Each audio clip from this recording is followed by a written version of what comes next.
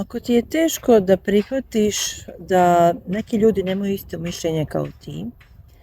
da se vaši stavovi razmimoilaze u mnogim stvarima, čak te to na neki način i vrijeđa i ne osjećaš se dobro, imaš konstantnu potrebu da ispravljaš stvari, da udovoljavaš takvim ljudima i da ideš na svoju štetu, to znači da si nekada prošla u svom djetinjstvu ili u svom nekom dijelu života kroz takvu dinamiku gdje je to bio tvoj odbrambeni mehanizam i gdje si morala da udovoljavaš drugim ljudima da bi se osjećala sigurno. Treba da se zapitaš da li udovoljavaš drugima zbog straha ili stvarno želiš to da uradiš. Koja je tvoja potreba gdje ti stalno tražiš sigurnost tako što ćeš udovoljavati drugima?